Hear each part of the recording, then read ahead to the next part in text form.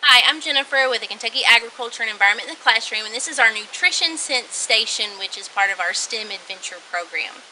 So here we are trying to get students to understand how important it is to eat well. When you have your younger students walk up, our second and third graders, you will probably ask them, what does it mean to eat well? And hopefully they understand that that means eating lots of fruits and vegetables, having a balanced diet, which includes proteins, dairy and grains, as well as their fruits and vegetables. And their number one job when they come up to this station is to put the different foods in the appropriate categories. So these cards will be off of the board, and you're going to have give each student several of the cards, and they're going to put them in the appropriate places. Now, we do have a few cards that are here at the bottom right now: spaghetti and meatballs, chicken soup, taco, the hamburger, peanut butter and jelly sandwich, etc. But they have actually several food groups that are represented, so you can ask them if they understand which ones are in each of those foods as well. So once they get the foods in the right categories, you can give them a mat, and their job is to create a balanced meal on their mat. So they will pick one food from each of the different categories. If they're one of these on the bottom, they can make sure that they know which food groups are represented, and they can work on building their meal, and they can bring it to you and you can check it, or you can kind of help them along the way. I'll be honest, space is an issue with this one. You need to make sure that you have at least an 8-foot table. This table is a little small for this board. And then you may need another table for them to set their mats on, and they can go back and forth to work on their mats. But you can make that decision depending on where your space is and what tables are available.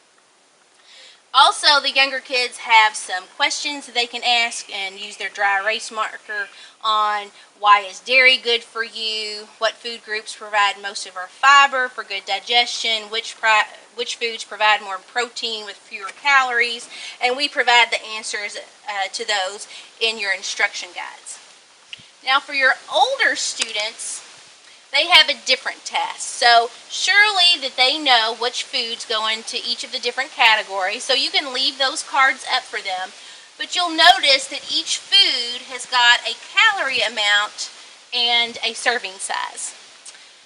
So when they receive their mat, which we're going to put it on the green side, their task is to create a balanced meal that is between 500 and 700 calories.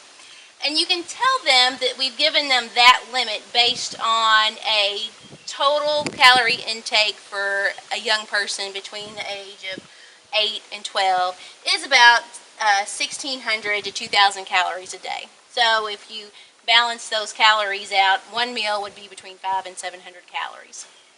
So let them pick different things off the board, and they're going to have a dry erase marker so they can add up the calories here. We do provide a couple calculators to help move the process along a little more quickly. If they're picking things from the bottom of this board, make sure that they understand that it meets several, 2 or more of those categories, and they don't have to fill each one in those instances.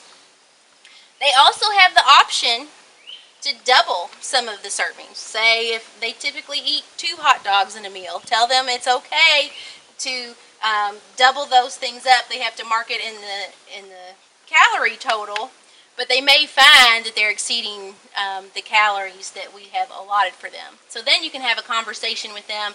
Do you think you typically eat more or less than that in a meal? And it may help them think about their food choices and how much they're eating per meal. But this is also a great math lesson because they're adding and they're trying to come up with an amount that's within those parameters. But this has been a really fun activity. I see a lot of times that if the kids aren't finished in the 5 minutes that we're giving them, they want to finish this activity before they move on to the next one.